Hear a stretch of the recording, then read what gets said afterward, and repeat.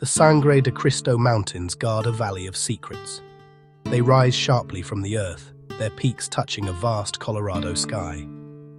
Below them sits the small, isolated town of Crestone. Here, the wind whispers through piñon pines, juniper trees. The light changes quickly, casting long, moving shadows across the landscape. The mountains have seen centuries come and go. They hold stories of people who came seeking something and others who simply vanished. This is a place where the line between the spiritual and the physical world feels thin, a place where mysteries can take root in the deep, quiet soil. On July 13th, 2016, another story was added to the valley's long history. A young woman named Crystal Reisinger disappeared. She was 29 years old, a mother with a bright spirit and a troubled heart. Crestone is not like other towns. It has a population of only a few hundred people, but it is a global spiritual hub. A montage of spiritual centers fills the valley. It is home to more than 24 spiritual centers, representing a wide array of faiths. Tibetan stupas, a Carmelite monastery, a Hindu temple, and Zen centers. People come from all over the world to meditate, to seek healing, and to live a simpler life, often off the grid.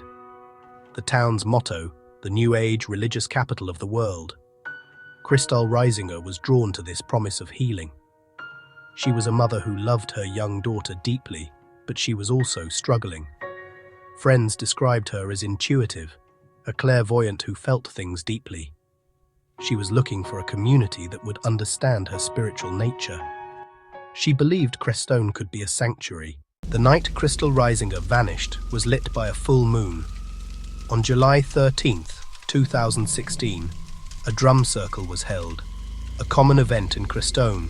Locals, visitors, they gathered to connect with nature and with each other. The rhythmic sound of drumming echoed through the high desert air, a primal heartbeat under the starry sky.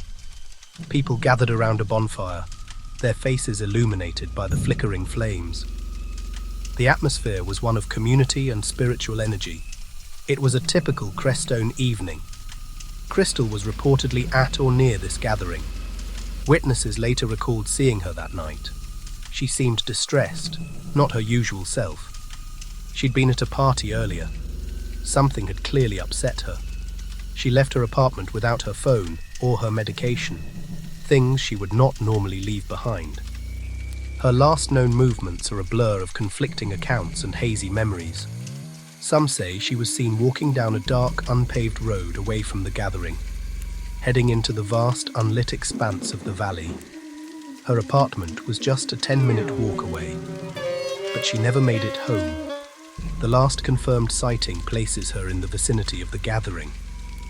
After that, the trail goes cold. In those crucial minutes, something happened.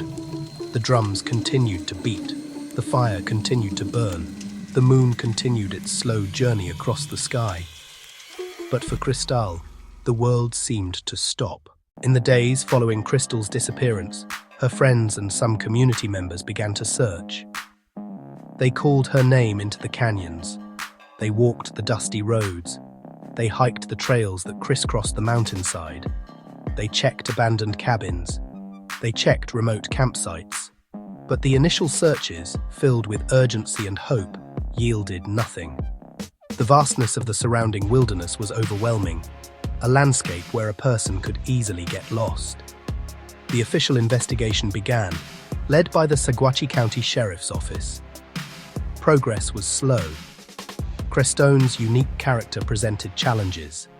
Many residents lived off-grid, making them difficult to contact.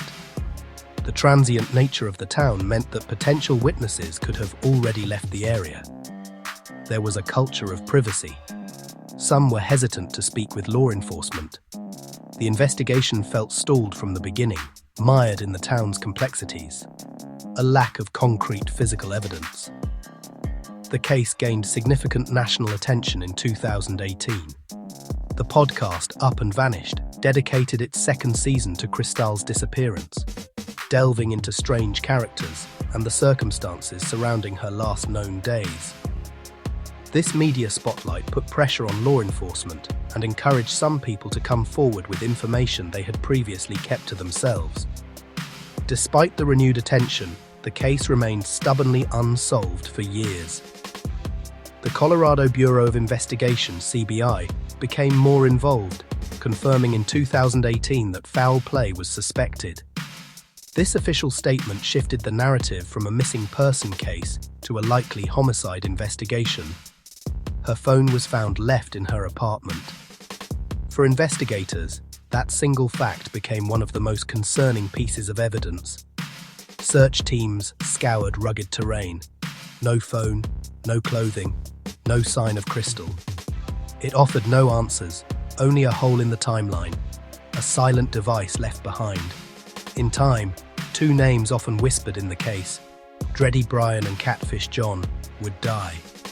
Their deaths did not close the case. Instead, they opened new doors.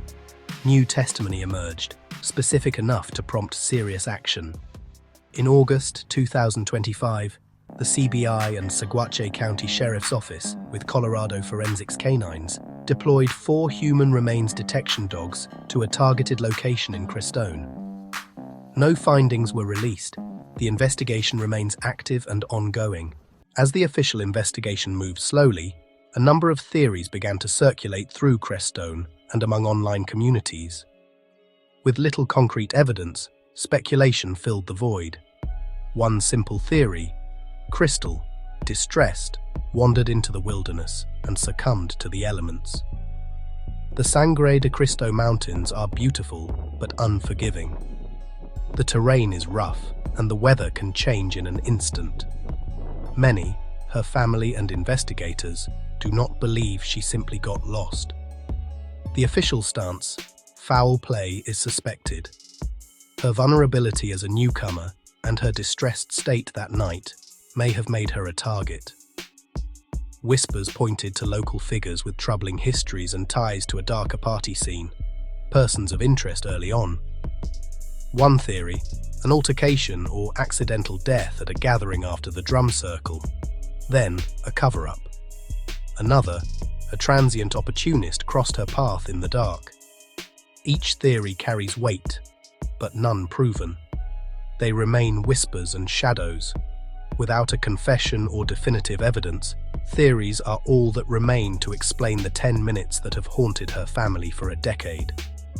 A wall of silence, born of fear and privacy, has protected the truth and prolonged the agony. Yet cracks emerged as media attention grew, and some found the courage to speak, to reporters and to law enforcement. Still, the echoes linger.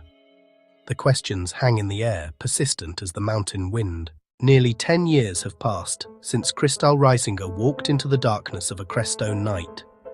The investigation remains active.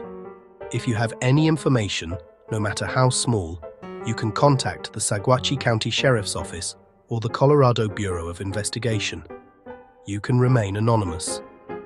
For a family waiting in the dark, your voice could be the light that finally brings them peace. The clock has struck 12. The mystery has just begun.